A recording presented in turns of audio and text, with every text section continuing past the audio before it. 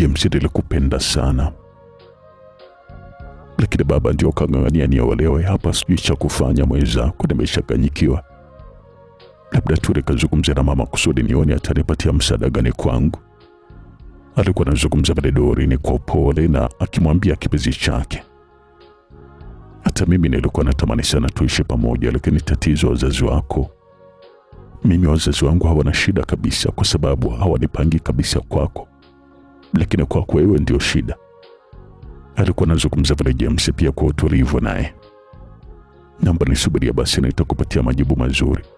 Ukiona kimya jua kwamba imeshirikana. Mimi nawe kuishi pamoja. Utafute njia ya kuja kuniona nyumbani, kama kuagana tutaagana tu huko. Narudi nyumbani, moyo unaniuma sana James.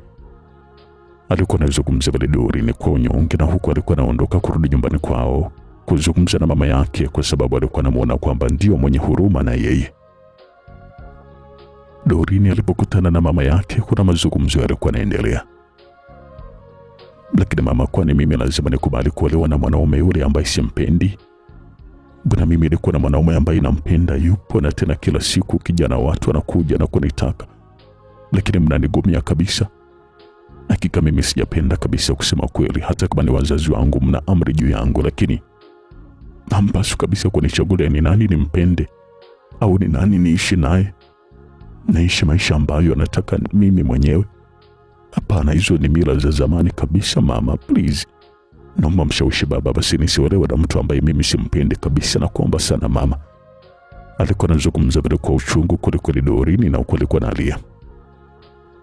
Mwanangu, sio kwamba mimi sitambui unavyojisikia. Natambua vizuri kabisa, lakini nashindwa nifanye kitu gani wakati kama unavyojua baba kwa akiamua kitu hakuna wa kumpinga. Nitafanya kitu gani sasa? Historia naona inataka kujirudia kwenye kizazi changu. Imenianza mimi, ona sasa hivi imekuja kwa mwanangu. Inaniuma sana mwanangu, lakini sasa sina namna yoyote ya kufanya. Nabaki kuumia ndani ya moyo wangu, tunakumwaga machozi basi.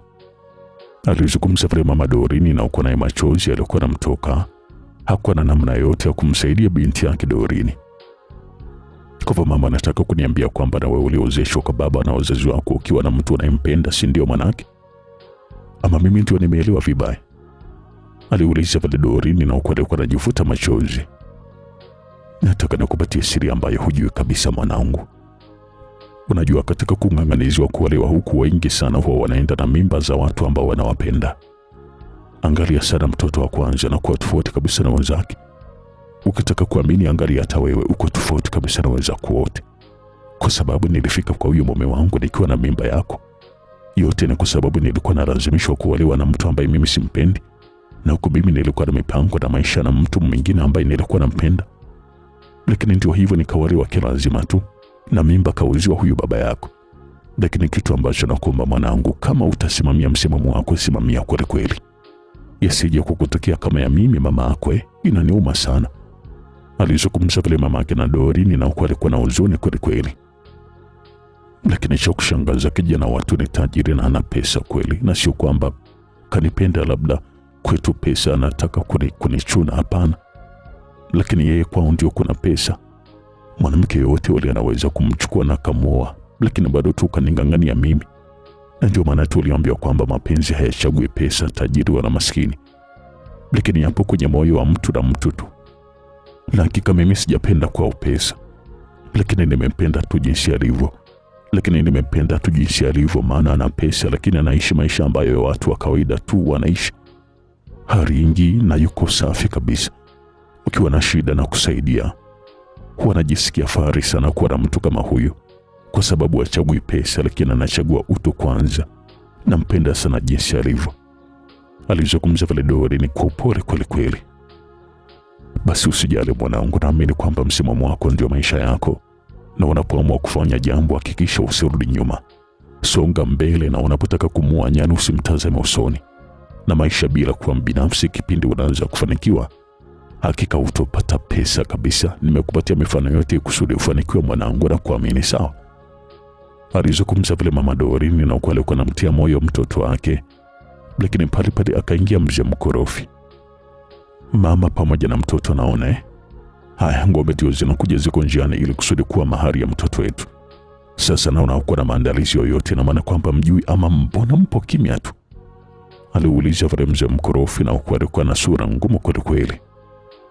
Nafikiri mimi baba sipo tayari, kwa hivyo naomba muastopishe huko kabla hujafika hapa, kwa sababu msije kumbuka mimi nishasema sitaki kabisa.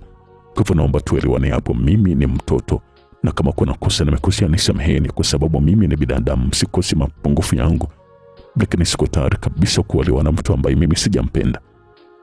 Alizungumza pale Doreen kwa pole, lakini alikuwa anamaanisha kweli kweli kile ambacho alikuwa anazungumza, na sio kwamba alikuwa anatania. Kumbuka kwamba mimi nikitoa amri haipingwi na mtu yoyote ule. Kwani mke wangu hajamwambia mtoto wako? Ama maana nikisema nimesema, kuwa kwangu naona ni kama maji ya kunywa tu. Sitaogopa chochote, nisikie tena fyoko hapa. Nione mpumbavu mkubwa wewe. Na mwanamke andaa chakula kwa sababu ya wageni, sitaki ujinga mimi hapa. Alizungumza vile mzee mkorofi kwa sauti ambayo ilikuwa inaonyesha kwamba kweli alikuwa na jazba. Aliondoka na alikuwa anatukana kweli kweli. Pumbavu kabisa, mimi naziona mali zinakuja halafu niziache zirudi? Kweli si nitakuwa mjinga sana mimi? Siwezi kabisa kukataa ng'ombe zinazokuja mimi. Alikuwa anazungumza vile mzee huyo, na huko alikuwa anaondoka. Binti yangu, mimi nilikwambia mapema tu kwamba babako hawezi kukubali. Una sasa mamako sina chochote cha kukusaidia, hasa kama unavyoona kwamba ameona ng'ombe nyingi sana. Alizungumza vile, na huko alikuwa anamwonea huruma kweli kweli mtoto wake. Lakini sawa mama, mimi siwezi kukataa, lakini inaniuma sana. Maisha gani haya sasa? Kutoroka natamani sana, lakini nitaenda wapi mimi? Kijiji chenyewe sasa hivi kimechafuka, mapanya rodi kila kona. Hata siamini kabisa kama nitapona. Lakini ipo siku tu isiyokuwa na jina nitaondoka na kukimbia huko kusikojulikana. Ni bora nife tu kuliko kuishi maisha ya tabu namna hii mama. Kwangu inakuwa ni kama kero, tena bora hata umwambie huyo babangu ukweli kwamba ataweza kuja kunichukua. Alizungumza vile kwa kulalamika kweli kweli Doreen, na huko machozi yalikuwa yanamtoka. Usifikie maamuzi ya kipumbavu namna hiyo mwanangu, ya kutaka kujiua mwanangu. Tambua mara baada ya ndoa hii kuna maisha, kwa hivyo usije kuharibu ndoto zako nyingi kwa kitu ambacho unaweza kukimudu. Kataa kabisa roho ya kishetani hiyo mwanangu, sawa? Alikuwa anazungumza vile mamake na Doreen. Ng'ombe zilifika vizuri kabisa na mambo ya harusi yalianza, na mwanaume alifika na ndoa ikishughulikiwa haraka. Hakuna kupoteza muda tena. Mzee mkorofi aliona mahali imefika kutaka utani. Alikuwa mtu mwenye kipaumbele kweli kweli. Doreen aliwekwa ndani, lakini muda wote mawazo yalikuwa ni mengi kwa mwanaume ambaye alikuwa anampenda. Alikuwa anawaza tu itakuwaje. Akiwa humo ndani aliingia mwanamke ambaye huyu kajifunga sana manguo. Alikaa chini na kutoa manguo yale yote. Hakuamini kabisa Doreen mara baada ya kumwona mpenzi wake James, mwanaume wa maisha yake, ndio huyo ambaye alikuwa ameingia. Alishindwa kabisa kujizuia, alianza kulia kweli kweli. Usilie mpenzi wangu, tambua kwamba mimi niko pamoja na wewe. Ondoa hofu kabisa, yote yatapita tu, na imani unanipenda sana na mimi nakupenda pia. Lakini sisi ni kama samaki na ndege wanaopendana, lakini mmoja anaishi angani na mmoja anaishi baharini. Sasa unafikiri tutaishi vipi? Mimi ndege nikija kwenye maji na kufa, siwezi kuishi kwenye maji. Na wewe samaki ukitoka kwenye maji na kuja nchi kavu, na wewe unakufa pia. Kwa hivyo tupendane kweli kweli, lakini kuishi pamoja kwetu na ishu sana. Lakini na imani ukitaka kumlinda umpendaye, basi ukubali aishi milele, asife. Mimi kukuona tu inatosha. Nakubaliana na hali halisi na nakupenda sana Doreen, lakini mimi ni ndege na wewe ni samaki. Kuishi pamoja na ngumu sana. Nakupenda sana na imani mapenzi ya kweli hayafi, lakini yako na maumivu na vikwazo vingi sana. Lakini yote ndio njia ya kuishi pamoja na tutafanikiwa kwa umoja wetu. Alizungumza vile James, na huko machozi yalikuwa yanamtoka mwanaume, na huko alikuwa analia. Nakushukuru sana kwa yote mpenzi, hakika una mapenzi ya dhati juu yangu. Wewe ni wangu na nitakuweka moyoni mwangu daima milele, japo hujafanikiwa kunioa. Alizungumza vile Doreen, na huko alikuwa analia na kumkumbatia. Walilia kwa pamoja, na aliingia mama Doreen ndani mle. Aliwaonea huruma kweli kweli, lakini hakuwa na namna. Wanangu, mimi na imani kwamba ipo siku mtakutana tena.